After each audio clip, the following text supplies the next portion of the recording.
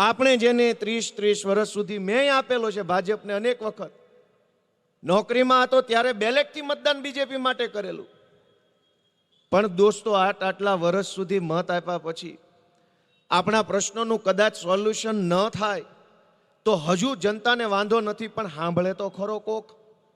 સાંભળવા વાળો તો હોવો જોઈએ.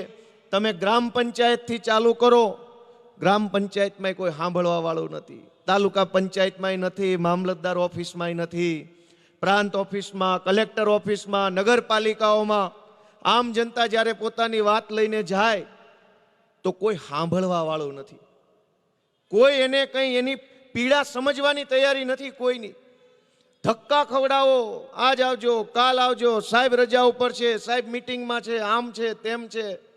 હજારો બાનાઓ લઈને સરકારી ઓફિસોમાં માણસો બેઠા છે. નેતાઓને મળાય નહીં, નેતાઓને પૂછાય નહીં, નહીતર નેતા કરતા તો એના ફોલ્ડરિયા એટલા ગરમ હોય છે કે ખૂણામાં લઈ જઈને ઢીબી નાખે.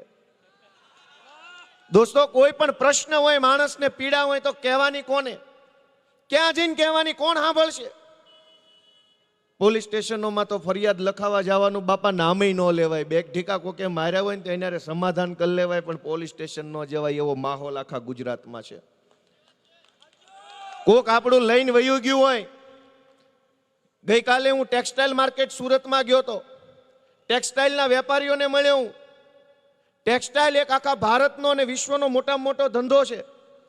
આ આખા દેશમાં જે કપડાં વેચાય છે એમાંથી મોટા ભાગના કપડાં સુરતમાં બને છે. જેમ અહીંયા સિરામિક છે એ વિશ્વ લેવલે ફેલાયેલો ધંધો છે, એમ સુરતમાં ટેક્સટાઇલ્સ એ વિશ્વ લેવલે ફેલાયેલો ધંધો છે. હું વેપારીઓને મળ્યો, મેં એને પૂછ્યું કે ભાઈ શું સમસ્યા છે, અમને કયો, અમારા ધ્યાને મૂકો, અમને ખબર હશે તો ક્યારેક કંઈક સરકારી વિધાનસભામાં કે બીજેથી જે બોલીશું, અવાજ ઉઠાવીશું, જનતા સમક્ષ મુદ્દો લઈ જશું.